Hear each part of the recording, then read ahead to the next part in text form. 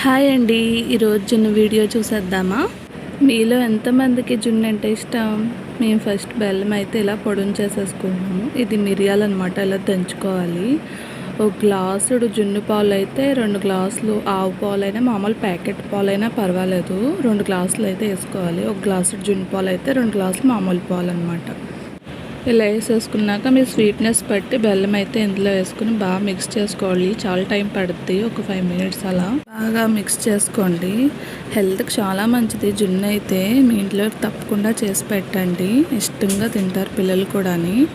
First అయితే ఇప్పుడైతే ఒక గిన్నె తీసుకుని ఒక స్టైనర్ తీసుకోండి. ఫుల్గా ఉడకపెట్టేసుకోవాలి ఇవన్నీ, ఎందుకంటే ఏమన్నా డస్ట్ ఉంటే వచ్చేస్తుంది అనమాట. దాని తర్వాత మనం ఇందాక మిరియాల పొడి దంచుకున్నాం కదా, ఆ మిరియాల పొడి అయితే ఇలా వేసేసుకుని ఈ ప్రాసెస్ అంతా అయిపోయాక ఇప్పుడు ఒక గిన్నెలో అయితే వాటర్ పోసుకుని పెట్టుకోవాలి. ఇప్పుడైతే ఇందులో పెట్టేసుకుని మూత పెట్టుకుని ఒక 15 నిమిషాలు అయితే కుక్ అవనివ్వండి. జున్ను అయితే చాలా కష్టం అనుకుంటారు, కానీ చాలా సింపుల్. ఇలాగే సింపుల్గా చేసేసుకోండి, సరిపోద్ది. ఇప్పుడైతే మూత పెట్టేసుకుని ఒక 15 మినిట్స్ కుక్ అయిపోయాక తీసుకుని ఒక పుల్ల కానీ లేకపోతే ఒక చాక్ కానీ ఇలా పొడిచి చూడండి. స్ట్రైట్గా ఉంటే పర్వాలేదు, ఇలా స్ట్రైట్గా ఉంటే మన జున్ను రెడీ అయిపోయింది. అంతేనండి, మన జున్ను అయితే రెడీ అయిపోయింది.